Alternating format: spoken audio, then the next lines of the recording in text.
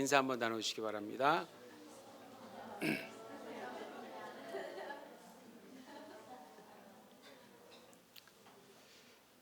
오늘은 사도행전 9장의 이제 마지막 부분입니다. 9장의 마지막 부분, 우리 인생에 불필요한 과정은 없습니다라는 제목으로 말씀을 증거하겠습니다. 최근에 우리가 계속해서 본 건 뭐냐면 사울이란 인물에 대해서 본 겁니다. 사울 최근에 특히 이제 그 사울, 물론 나중에 이제 바울이라는 이름으로 바뀌긴 하는데 그 동일 인물입니다. 그 사울이 어떤 자였고 그 다음에 어떠한 과정을 거쳐서 예수님의 제자가 되었는지, 그리고 사울의 그 초기 전도 사역에 대해서도 살펴보았습니다. 그 사울은 예수님을 인격적으로 만나기 전이나 후나 사실은 보통 인물은 아니었어요. 바리새인으로 지내었을 때도 그랬었고요. 바리새인의 정체성을 완전히 버리고 예수님의 제자가 된 후에도 마찬가지였습니다. 어떠한 정체성을 갖던지 사울은 자기가 확신한 것에 대해서는 반드시 전해야만 하는 성격을 가진 사람이었어요. 그러한 성향 때문이었던지 사울은 가는 곳마다 또 일종의 어떤 신학적 논쟁을 일으키는 그런 인물이 되기도 합니다. 이제 사울은요, 이전의 사울이 아니에요. 그 바리새파의 유능한 지도자로서 출세할 수 있는 기회를 과감히 버렸고, 그리고 이제는 옳은 것이 무엇인가, 그렇다면 옳은 것이 무엇인지를 그 다른 이 동료들, 유대인들에게 전하고 있습니다. 그 결과가 어떻게 됐냐면 사울은 다메섹에서 겪었던 걸 동일하게 예루살렘에서도 겪고 있습니다. 또다시 죽을 위험에 처해 있는 거죠. 그래서 예루살렘 교회 형제들이 그걸 알고 사울을 일단 사울의 고향 다소로 이렇게 피신시켜 줍니다. 자, 그리고 나서 물론 지난주에도 봤지만 사도행전 9장 31절에서 사도행전의 저자인 누가가 이렇게 얘기합니다. 사도행전 9장 31절에서 그리하여 온 유대와 갈릴리와 사마리아 교회가 평안하여 든든히 서가고 주를 경외함과 성령의 위로로 진행하여 수가 더 많아지니라, 이렇게 기록합니다. 스데반의 순교 이후에 본격적으로 시작된 것이 뭐냐면 교회 박해였어요. 근데 결과적으로 이 교회 박해는 크게 두 가지 반전을 가져다 주었어요. 어떤 다른 결과를. 첫 번째는 뭐냐면 수많은 예루살렘 교회 멤버들이 여러 곳으로 흩어져서 자연스럽게 교회가 확장된 것. 그게 첫 번째 반전이고요. 두 번째는 교회 박해의 주동자 사울입니다. 주동자가 교회의 멤버가 됐어요. 교회의 멤버가 되기 때문에 교회를 박해하는 어떤 어떤 기동력이 있을 거 아니에요. 그런 것들이 어느 정도 이렇게 약해지는 거예요. 가장 주도적인 사람이 오히려 예수님의 제자가 되니까. 그래서 팔레스타인 전체 지역 전체가 이전에 예루살렘이 경험했던 성령님의 적극적인 교회 사역을 동일하게 경험하게 된 겁니다. 이를 보면 여러분, 하나님은 정말 전능하신 분이세요. 정말 전능하신 분. 그러니까 일단 하나님께서 계획을 세워놓으시면 그분은 반드시 이루시는 분입니다. 예루살렘 교회 하나만 없으면 모든 것이 다 해결될 것이다 라고 유대인 지도자들은 생각했었을 겁니다. 근데 시간이 지나고 분명 나중엔 후회했을 거예요. 차라리 랍비 중에 가말리엘이라고 있었죠. 사도행전 5장이었던 것 같은데 거기 보면은 가말리엘이라는 유능한 랍비가 의견을 제시하거든요. 건드리지 마라, 이 제시예요. 근데 차라리 가말리엘 랍비의 의견대로 애당초 건드리지 않았다면 이렇게까지 확장되는 일은 없었을 텐데 라고도 생각했었을 것 같아요. 맞아요. 교회는 분명 한동안 예루살렘 한 군데밖에 없었어요, 여러분. 예루살렘 한 군데. 그러나 교회 박해 이후 3년 정도가 지난 후에는요, 온 유다, 사마리아 그리고 갈릴리 인근 지역까지 확대되어서 수를 셀 수 없는 수많은 성도들이 곳곳에 생겨난 겁니다. 그러니까 그야말로 사도행전 1장 8절 예수님의 비전이 성령님의 주도하에 적극적으로 이루어지고 있었습니다. 박해 가운데에서도. 그러니까 인간의 생각으로는 도저히 이루어질 수 없을 것 같은 상황에서도 우리 주님은 일체 주저함 없이 자신의 계획을 이루시고 계셨습니다. 여러분 바로 그 사실을 믿으시기 바랍니다. 이 사실을 믿으세요. 이 사실을 믿으세요. 우리는 어려울 수 있어요. 우린 당연히 어려워요. 그리고 우린 도저히 감당할 수 없다고 낙담할 수 있습니다. 얼마나 많은지 모릅니다. 그러나 우리가 믿고 있는 분, 우리가 구세주여 주라고, 우리 인생의 주라고 믿고 있는 그분은 모든 것을 다 할 수 있는 전능하신 하나님입니다. 그렇기 때문에 일어나지 않은 일에 미리 지레짐작하고 걱정하는 것만큼 바보스러운 일이 없는 거예요, 여러분. 그건 정말 신앙의 모습은 아니에요.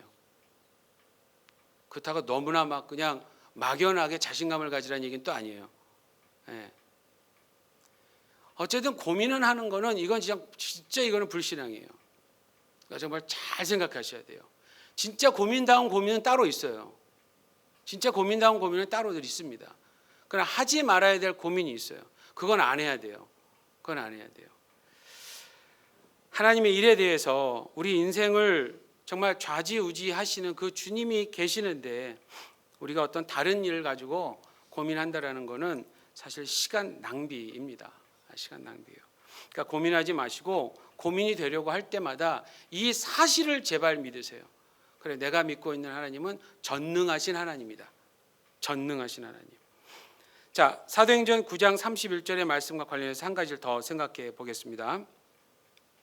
자, 31절의 말씀을 보면은 교회 확장이 어느 정도 많이 진행된 건 사실이에요.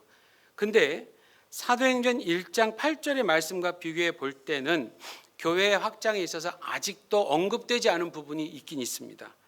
사도행전 1장 8절에서는 예수님이 예루살렘, 온 유대, 사마리아 그리고 땅끝까지라고 하는 범위를 확실히 주셨어요.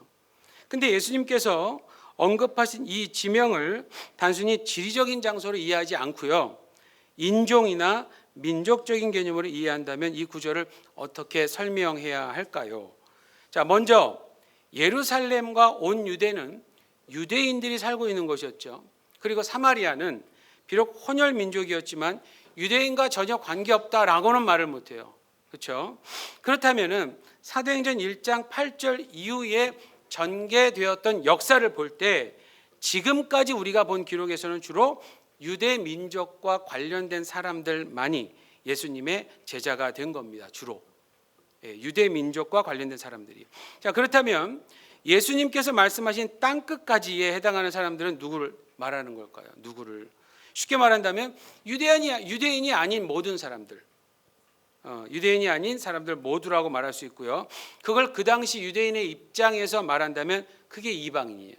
이방인이다라고 말할 수 있습니다. 그래요. 이제부터 전개되는 내용에는 바로 그 이방인들에게도 하나님 나라의 복음이 전해지고 본격적으로 교회가 그들 가운데 세워지는 놀라운 일을 보게 될 겁니다. 그런데 사실 이방인들에게도 복음이 전해진다라고 하는 일에 대한 전조적인 일이 분명히 있었습니다. 지금까지 우리가 본 본문들에. 첫 번째는 어디였냐면 사도행전 2장이었어요. 사도행전 2장에서 뭘 봤냐면 오순절에 예루살렘에 모였던 디아스포라 유대인들이 있었죠. 그 유대인들이 어디서 왔는지 다양한 나라 이름, 지역 이름이 구체적으로 기록되어 있어요. 거기에 보면 바로 그겁니다. 그 다양한 나라에서 온 해외파 유대인들 중에서 매우 많은 사람들이, 수를 셀 수 없어요. 매우 많은 사람들이 예수님을 메시아, 그리스도로 믿게 되었고요. 그리고 스데반의 순교로 인해서 다시 여러 나라로, 여러 지역으로 흩어지게 되었어요. 무슨 의미냐면 예수님의 제자가 되어서 다시 이방인의 지역으로 돌아가게 되었다는 얘기입니다. 이게 의미가 있는 사건이에요. 그래서 앞으로 우리는 그들의 활약에 대해서 곧 보게 될 겁니다. 이게 첫 번째였고요. 두 번째는 빌립이 에디오피아 내시에게 복음을 전하고 세례를 준 사건이었어요. 에디오피아의 장관이 예루살렘을 왔었잖아요. 자, 그가 예수님의 제자가 되었습니다. 물론 그 이후의 일에 대해서는 더 이상 성경에는 언급되지 않습니다만 분명히 그가 살고 있는 지역에 좋은 영향력을 주었을, 아주 좋은 기대를 할 수 있는 사건이었어요. 잠깐 나오긴 했지만. 자, 그게 두 번째고요. 세 번째는 예수님께서 사울을 택하신 이유를 설명하셨습니다. 그렇죠? 설명하실 때 이방인이라고 하는 대상을 분명히 언급하셨다라는 거예요. 이방인, 예수님이. 그러니까 사울은 예수님에 대해서 분명하게 전하는 역할을 하게 될 것인데 많은 경우 이방인들에게 전할 것이 그의 부르심의 내용에 들어 있었습니다.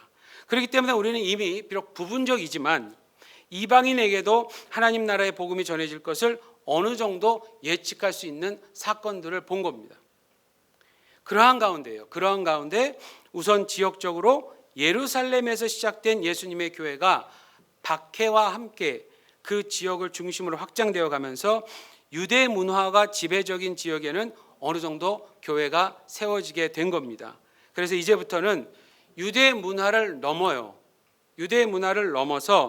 유대인이 아닌 사람들에게도 어떠한 방식으로 복음이 전해지는지, 그리고 주님의 교회가 어떻게 세워지게 되는지를 보게 됩니다. 자, 그 일을 위해서 주님은 다시 베드로를 사용하십니다.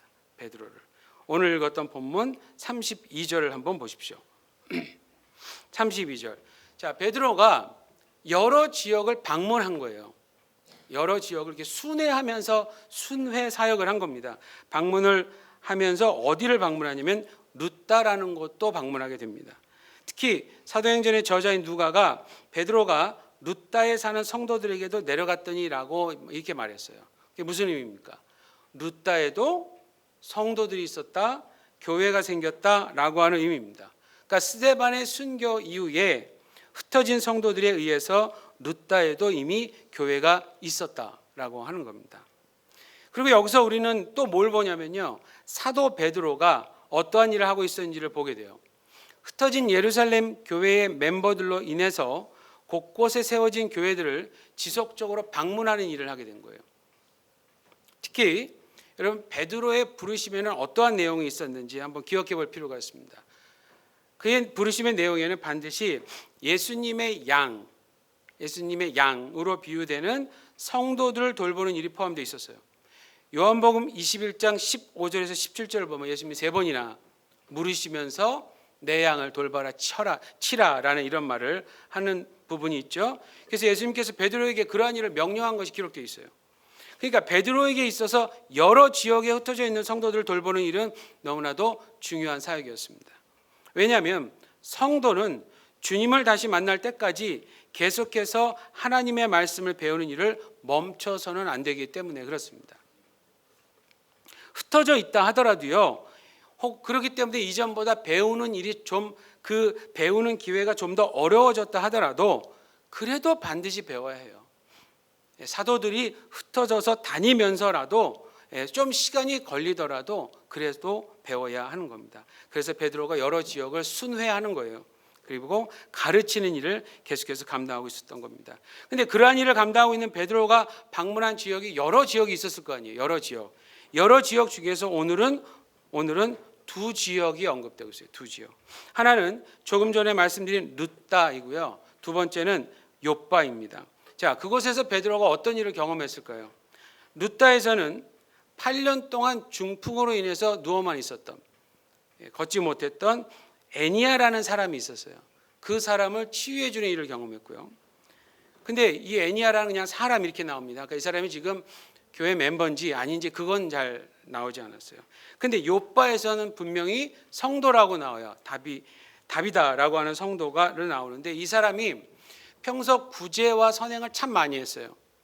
특히 과부들을 위해 옷을 많이 지어주는 이런 일들을 많이 했었어요. 근데 이분이 돌아가셨습니다. 그러니 얼마나 많이 슬펐겠어요, 이 사람들이. 근데 그런 죽은 다비다를 다시 살리는 일을 경험했어요. 사도들에게 있어서 성경에 기록된 거에 의하면 지금 베드로는 이게 첫 번째 죽은 사람을 살린 사건이에요. 근데 이 두 치유 사건에서 특이한 점이 좀 발견돼요. 첫 번째는 베드로가 이 두 사람을 치유했을 때의 모습입니다. 모습. 어디서 많이 본 모습 아니에요, 여러분? 이 두 모습. 우선 룻다에서 중풍병자 고친 일, 예를 들어서 마태복음 9장 6절이나 마가복음 2장 11절 등에 나온 것처럼 예수님께서 중풍병자를 고치셨을 때의 모습과 매우 닮았어요.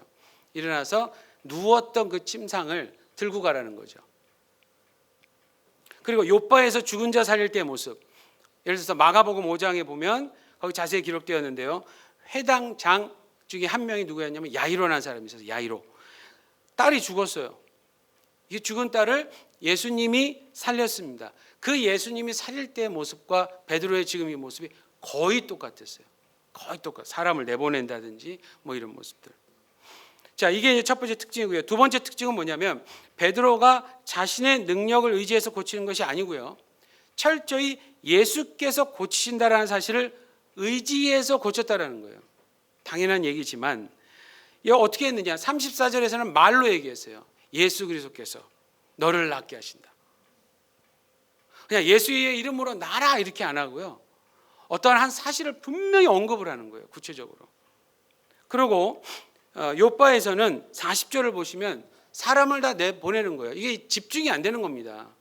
다 이게 장례식장이니까 다 내어 보내놓고는 무릎을 꿇고 기도하는 거예요. 누구한테 기도했겠어요? 베드로가. 여러분 얼마나 그 두렵고 떨렸겠어요. 저 같았으면 그 자리에서 속으로 왜 주님 날 그 중풍병자 살릴 때까지 했으면 너무 좋았을 걸. 왜 저 요바에서 쟤네들은 날 데려러 와서 다비다를 살리라고요. 근데 기도를 하다 보니까 뭐가 생각났을까요, 여러분? 이전에 예수님이 누군가 살리던 모습이 생겨난 거예요. 그랬겠죠. 나와 있지 않겠지만 기도했습니다. 기도. 무릎 꿇고 간절히 기도한 거예요. 기도하고는 일어나서 예수님처럼 똑같이 했어요. 살아났습니다. 그러니까 기도로서도 그 중요한 사실을 암시하는 거예요. 그러니까 베드로가 자신의 치유 사역의 근원을 철저히 예수 그리스도, 그분의 능력, 그분의 이름에 두고 있었다라는 겁니다. 여러분 베드로가 누굽니까? 그 당시요 모든 교회를 대표하는 리더였어요. 지금으로 말하면 교단의 어떤 총회장인데 지금은 교단이 막 나눠져 있잖아요. 그때 교단 같은 거 없어요. 그냥 교회예요, 교회. 어디에 어떤 교회가 있는지 모를 정도로 굉장히 많아졌어요. 사실 이때만 해도.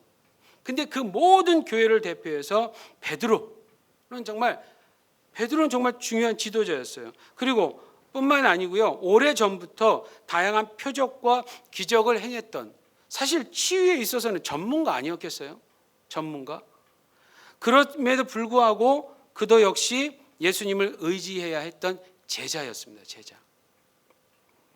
그러니까 우리가 어떠한 직분을 갖고 있든지 간에 어떠한 은사를 행하든지 간에 우리 안에서 능력을 행하시는 분은 우리 자신이 아니라 예수 그리스도이십니다.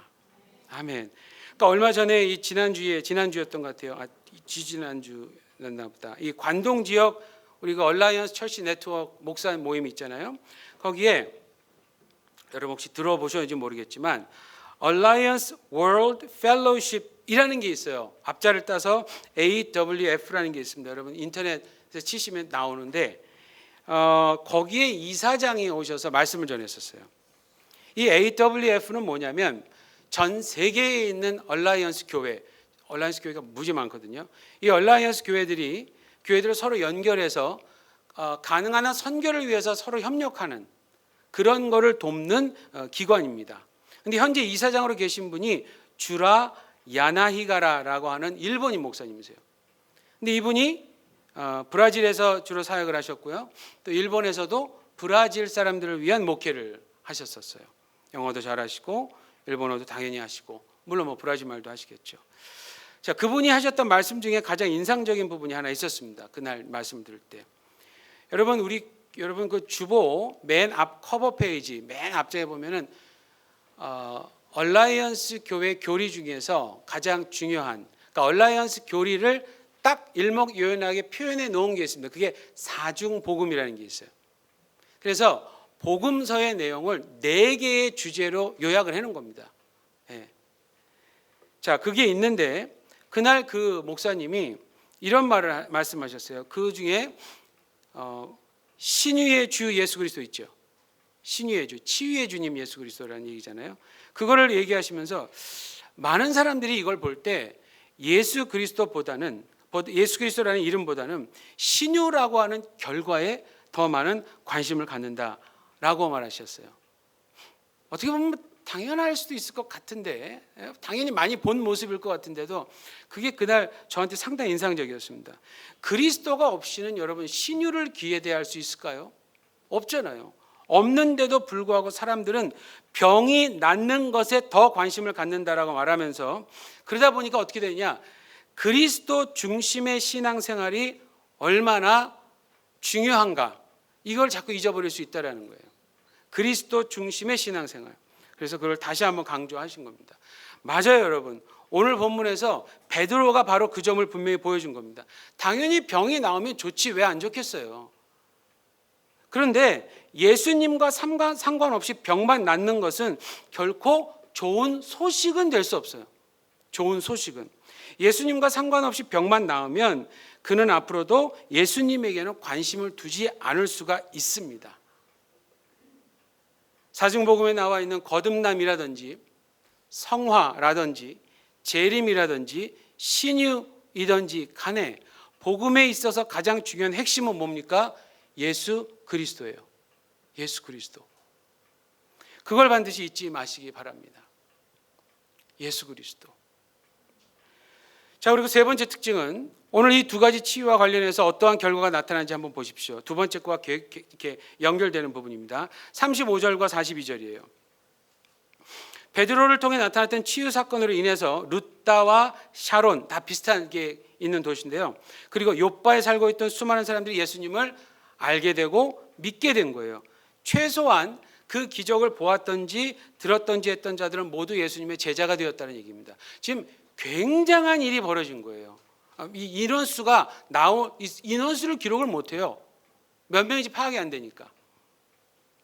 그러니까 예수님의 이름을 의지해서 병든 자를 고치고 죽은 자를 살린 베드로로 인해서 전해진 건 베드로가 아니고 그가 사랑하고 자랑하고 의지하는 예수 그리스도였습니다. 그러니까 베드로의 이름이 전해졌다면 베드로의 제자는 될 수 있을지 몰라요. 그리고 베드로의 제자가 되면 일시적인 육신의 치유는 경험할지 모르지만 영원한 치유는 절대로 경험할 수가 없습니다.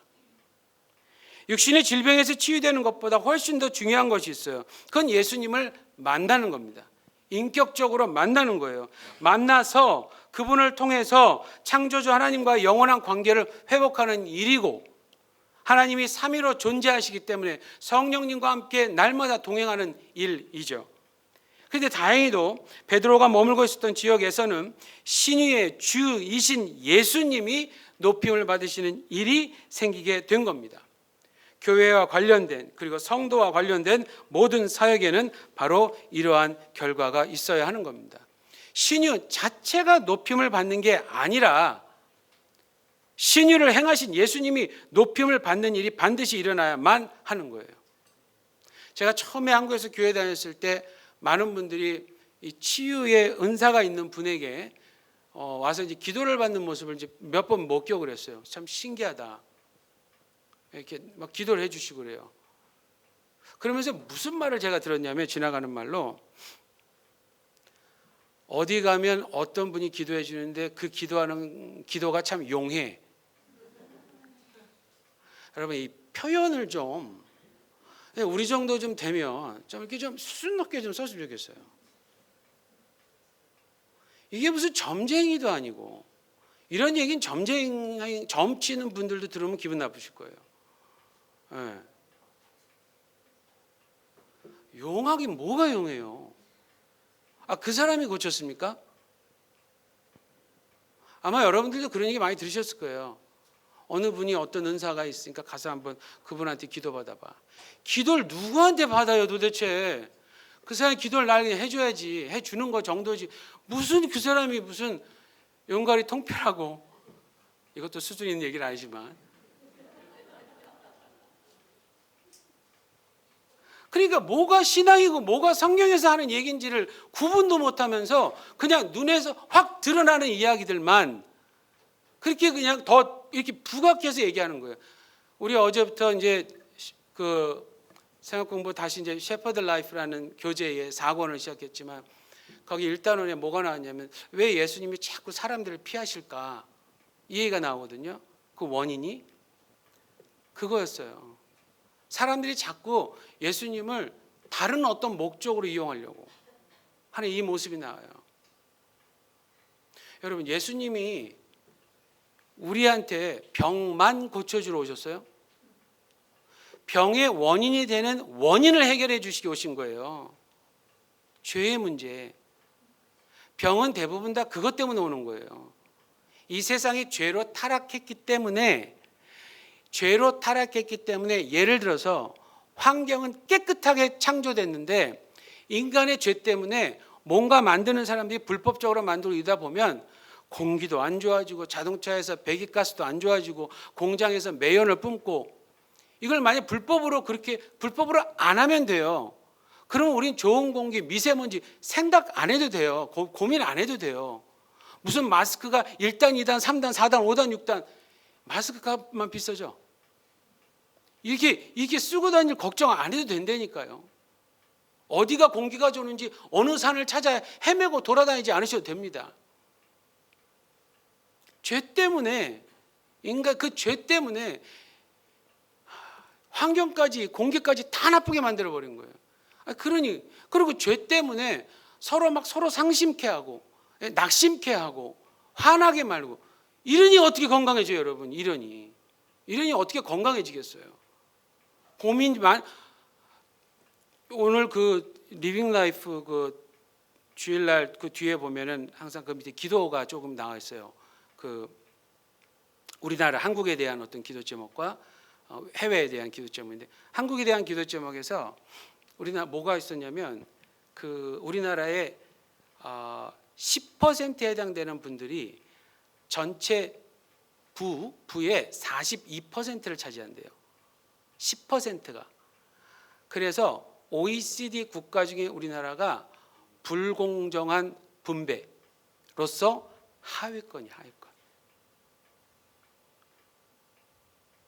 이런 말 들으면 여러분 화 좀 내셔야 돼요. 에? 내 돈이 다 글로 갔구나 뭐 이렇게. 왜 안 벌려지나 했더니 이러니 어떤 분들은 어떻게 되겠습니까? 머리 싸매고 아프지. 열심히 한번 공정하게 해보겠다고 주님 말씀 믿고 나가서 해봤자 제대로 되나요, 사업이? 변칙 안 쓰면 돼요, 사업이? 그래서 요즘에 제가 이제 매년 그 비즈니스 애즈 미션이라고 하는 그 분야를 좀 배우기 위해서 매년 그 포럼을 가잖아요. 한때는 작년인가 재작년에는 어떤 강사가 전문 강사죠. 이렇게 얘기하는데 뭐라고 하시냐면 그런 어떤 비즈니스 세계와 그러니까 옳지 못한 일을 하는 비즈니스의 어떤 잘못된 성향을 소개하고 성경에서 말하는 비즈니스의 성향을 얘기하면서 뭐라고 하냐면 제대로 하려면 일단 한 번은 망해야 된대요. 그리스도인들이. 한번 망할 수밖에 없다라는 걸 보이는데 경험하는데 망해도 거기서 다시 쓰는 거를 또 보여줘야 된다네요. 그런 과정을 안 겪는 거를 기대하면 안 된다는 얘기를 하는 거예요. 그러니까 무슨 얘기인지 아시죠? 내가 못해서가 아니라 내가 아무리 잘하려고 해도 정직하게 해서는 안 통하는 시대예요. 그러니까 한 번은 이게 브레이크 걸린다는 얘기예요. 이 세상이. 그거 제대로 견딜 수 있는 분들이 몇 분이나 될까요? 아무리 그분 자기 이제 경험했으니까 이제 당당 얘기하시는 거예요. 했으니까. 근데 이제 막 창업을 시작하는 젊은이들이 거기 왔는데 니들 한번 망해야 돼 이렇게 얘기하니 그것도 비싼 돈 내고 왔는데 근데 여러분 진짜 그게 현실 아니에요? 그게 현실 아닙니까? 그러니 이 마음의 상처들이 얼마나 대단하겠어요. 남자 여자 할 것 없이 남자 여자 할 것 없이 죄는 병은 이래서 오는 거예요, 여러분. 근데 이 원인이 되는 죄의 문제는 해결 안 하고 계속 아플 때마다 가서 누구한테 기도 받고 이분한테는 신경통 낳고 저분한테는 두통 낳고 이렇게 하이에나처럼 다니시겠어요? 성경을 아는 분들은 그렇게 안 해요. 그렇게 안 해요. 여러분 그런 모습 우리 교회는 없어요. 우리 교회는 없어. 우리 교회는 없으니까 제가 이런 말 하는 거예요. 네, 진짜 없어 우리 교회. 있기만 해봐라. 진짜 그렇게 수준 떨어지는 행동하시면 안 됩니다. 자, 신유 자체가 높임을 받는 게 아니라 신유를 행하신 예수님이 높임을 받으면 거기에서 열매가 일어납니다, 여러분. 마지막으로 오늘 본문 관련해서 한 가지 더 생각해 봐야 될 게 있어요. 베드로가 치유 사역을 행한 지역들의 특징입니다. 우선 오늘 본문에 언급된 지역들은요, 어디냐면 이스라엘 지도를 보시면 서쪽에 지중해 바다가 있죠. 지중해 해안가의 도시들이에요. 근데 이 도시들이 큰 도시들이래요. 큰 도시들인데 요빠는 그 당시 수리아라고 하는 어떤 나라의 통치하에 있었다고 합니다. 수리아. 그래서였는지 몰라도 요빠는 비교적 큰 규모의 이방인 도시였다고 그래요. 유대인들도 있지만. 자, 그리고 루따와 샤론에도 유대인들이 있지만 많은 이방인들이 또 있었다고 그래요. 그래서 다 지금 이 세 도시가 어떤 특징이냐? 유대인들 이외에 많은 이방인들도 함께 살고 있었다라는 겁니다. 바로 그러한 지역에서 모든 사람들에게 획기적인 소식이 될 수밖에 없는 기적. 8년 동안 걷지 못했던 중풍병자가 일어나고 죽었던 사람이 일어나 살아난 거예요. 이게 나타난 거예요. 자, 누가가 과연 뭘 얘기하려고 하는 걸까요? 마지막 여러분 43절을 보시면요, 베드로가 요빠에 어느 정도 더 머물고 있어요. 그리고 누구의 집에서 머물고 있었냐면 시몬이라고 하는 무두장이의 집이라고 나옵니다. 무두장이의 집. 왜 이렇게 어렵나 했더니 다른 게 아니에요. 동물 가죽을 사용해서 뭔가를 만드는 기술자를 의미합니다. 그러니까 가죽 제조업자예요. 가죽. 근데 여기 한 가지 문제가 있었어요. 그 당시 유대인들은 여러분 레위기 한동안 보셨는데 레위기 11장 35절에서 40절의 말씀에 기초해서 가죽 제조업자를 부정한 사람으로 취급했어요. 왜냐하면 가죽이라는 걸 어떻게 얻습니까? 일단 죽은 동물에게서 얻잖아요. 근데 그 레위기의 말씀이 죽은 동물에게 되는 얘기예요. 그 옛날에. 그러니까 죽은 짐승에서 얻는 것이니까 당연히 그러한 생각을 한 거예요. 여러분, 근데 그러한 걸 지금 유대인인 베드로가 몰랐을까요? 알죠. 그럼에도 불구하고 베드로가 가축 제조업자의 집에서 지내는 겁니다. 근데 여러분, 이 모습도 사실은 그가 사랑하는 예수님을 많이 닮은 모습이에요. 예수님도 자신의 공생의 사역 기간 중에 특히 바리새인들이 경멸하다시피 했던 세리하면 우리 마태 세리 생각나시죠? 세리나 죄인들로 취급했던 사람들이 있었어요. 그런 사람들과 예수님은 자주 식사를 했습니다. 그러니까 유대인인 베드로지만 복음을 위해서는 가능한 어떠한 경계를 없애려고 하는 태도가 베드로에게서도 어느 정도 지금 나타나고 있는 거예요. 여러분, 지금 베드로가 머물고 있는 지역이 어디냐? 루따, 샤론, 요빠입니다. 말씀드린 것처럼 이방인들도 어느 정도 살고 있었던 큰 도시들이에요. 근데 여러분, 다음번부터 자세히 보게 되겠지만 오늘 9장 마지막이잖아요. 사도행전 10장에는 어떠한 인물이 등장하면서 시작되는데 그게 누군지 아십니까? 사도행전 10장 한번 보세요. 사도행전 10장 1절에 누가 나오는지 보세요. 고넬료. 그렇죠? 고넬료가 누굽니까? 팔레스틴 지역의 주둔에 있었던 로마 군대의 백부장이에요. 그래도 꽤 지위가 있고 영향력이 있는 인물이 또 등장합니다. 근데 그 사람이 오늘 본문에서 매우 중요한 역할을, 정말 센세이션을 일으킨 베드로를 곧 만나게 돼요. 고넬료가 어느 나라 사람이죠? 이탈리아 사람이에요. 이탈리아 부대라고 나오잖아요. 이탈리아 사람이에요. 그러니까 유대인의 입장에서 볼 땐 누구예요? 이방인이에요. 이방인. 사도행전 9장 31절에서는 주로 유대 문화가 지배적인 곳에 많은 교회가 개척된 좋은 소식을 전해주고 있는데 이제부터는 유대인들과 절대로 접촉할 수 없는 이방인들에게도 본격적으로 복음이 전해지는 장면을 보게 됩니다. 자, 그러한 획기적인 일을 위해서 주님은 베드로를 이방인들이 함께 거주하는 팔레스틴의 해안가에 위치한 도시로 보내신 겁니다. 그리고 보내셔서 거기서 편하게 무슨 휴가나 보내고 지중해 바닷가에 발이나 담그고 이러고 옛날에 잘하던 거 있잖아요. 우리 베드로 형님이 물고기 잡는 거. 막 물고기 잡고 막 자랑하고 이런 어떤 걸 한 게 아니라, 물론 그런 것도 가끔은 필요해요. 그런 걸 한 게 아니라 예수님께서 하셨던 치유 사역과 거의 동일하게 그를 사용하시면서 이미 그곳에서도 예수님의 이름을 찬양하는 교회가 더 많아지게 만들어버린 거예요. 그리고 고넬료는 베드로와 얼마 멀지 않는 곳에 가이사랴, 그 해안가에서 가장 중심 도시 가이사랴의 이 대표적인 도시에 있었던 겁니다. 여러분 지금 이러한 장면들을 보시면서 제가 이렇게 연결을 시켜드렸는데 어떤 생각이 탁 드십니까? 마치 누군가가 위에서 이렇게 보면서 하나하나 싹싹 준비해 가시는 모습 이렇게 보이지 않으세요? 여러분에게 장기나 바둑 두면 누가 더 잘 둡니까? 훈수 두는 사람을. 옆에서 마음 편히 보는 사람들 있잖아요. 그리고 이렇게 좀 더 서가지고 이렇게 봐갖고 또 가만히 있으면 되는데 다 얘기를 해줘요. 근데 또 그 얘기를 들으면 이겨져요. 이길 때가 많아요. 그래서 꼭 싸움이 나요. 이게. 그러니까 마치 그런 것처럼 뭐 그 싸움을 일으키는 건 아니지만 누군가 위에서 보면서 하나하나 미리미리 준비해가는 이 모습이 보여요. 사울의 회심도 그랬죠. 그렇죠?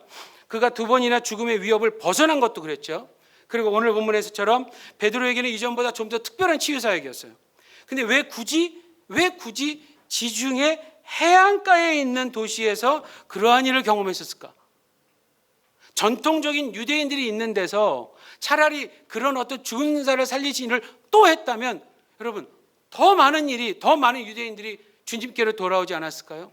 그런 것도 가능할 수 있어요. 근데 예수님의 계획은 그게 아니었어요. 그게 아니라 이방인들이 함께 거주하고 있는 곳으로 보내서 이러한 일을 경험하게 하셨습니다. 이것도 그런 거예요. 이것도. 그러니까 모두가 다 누군가가 미리 계획해서 인도하시는 거로 보이는 거예요. 맞아요. 이 부분에 있어서 저는 또다시 성경의 가장 큰 주제를 정말 선포하고 싶어요. 하나님의 나라, 하나님의 통치입니다, 여러분. 왕이신 주께서 모든 것을 다 주도해 가시고요. 인도에 가세요. 그리고 필요한 대로 누군가를 사용하시는 겁니다. 그렇기 때문에 그분의 자녀, 그분의 백성으로 살고 있는 모든 자들에게는 결코 지난주 정주환 목사님도 말씀하셨지만 우연이란 조금도 존재할 수가 없는 거예요. 저와 여러분들에게는 우연이란 절대로 존재할 수 없습니다. 그들이 가고 있는 곳, 우리들이 만나는 사람, 우리들이 겪고 있는 일, 그 모든 것들에는 당연히 성령님의 사역이 자리를 잡고 있다라고 하는 사실입니다. 그렇기 때문에 오늘 본문에서 베드로의 여행은 결코 또 다른 여행 정도가 아니에요, 여러분. 자기는 그렇게 갔을지 몰라도 한번 또 가볼까라고 계획을 본인이 세웠던 것처럼 생각할지 몰라도 이러한 일이 일어났을 거라는 것은 예상도 못했어요. 그러니 이 여행은 당연히 충분히 의미 있는 여행으로서 반드시 가야 했어야만 했던 여행이었어요. 그렇기 때문에 여러분 모든 예수님의 제자들, 하나님의 성도들의 인생에 있어서 불필요한 과정은 하나도 없습니다. 믿으세요. 하나도 없어요. 하나도 없어. 예수님으로 인해서 아버지 하나님과의 관계를 다시 회복한 모든 자들에게 있어서는 그 아버지의 인도하심이 다양하고도 적극적으로 그들의 인생 속에 나타나게 되어 있습니다. 누구를 만날지 우리는 몰라요. 그렇죠? 어디로 가게 될지도 몰라요. 무엇을 하게 될지도 결코 우린 모릅니다. 그러나 그 모든 것을 다 아시는 분이 한 분 계신데 그분이 바로 우리 아버지 하나님이에요. 여러분 우리 이제 오늘도 기도하겠지만 동북지방 또 가잖아요. 지금 몇 년째 가는 겁니까? 그렇죠?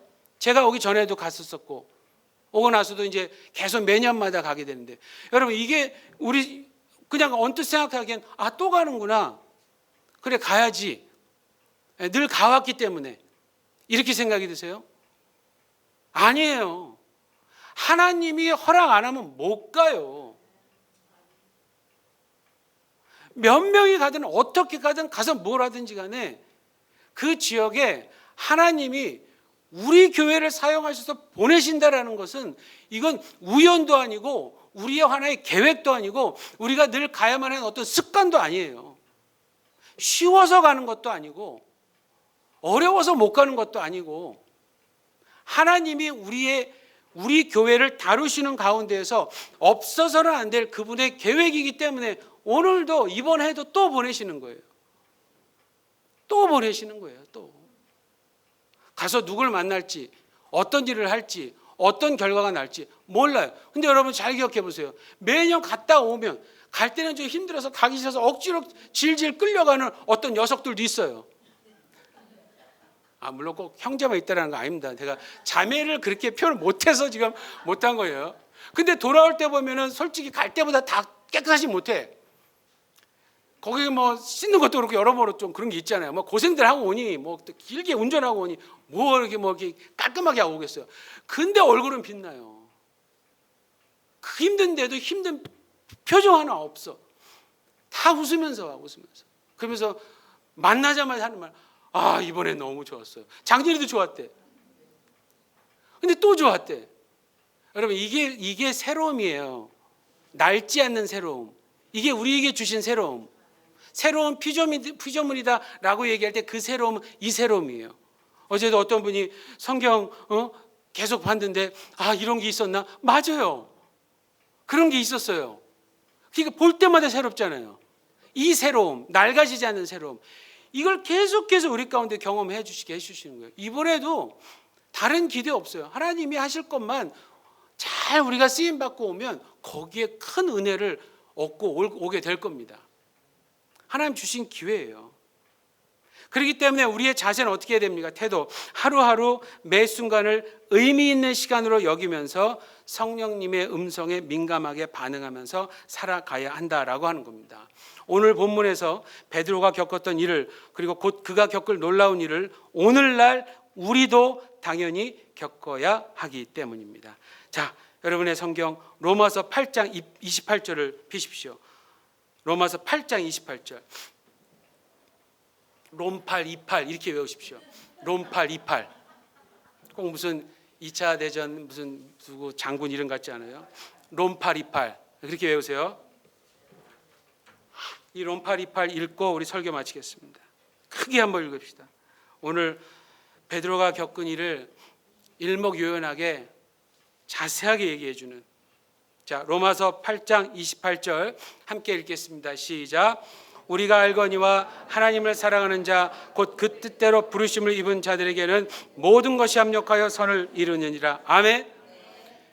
하나님을 사랑하는 자, 그가 누구냐면 그 뜻대로, 하나님의 뜻대로 부르심을 입은 자예요. 우리잖아요.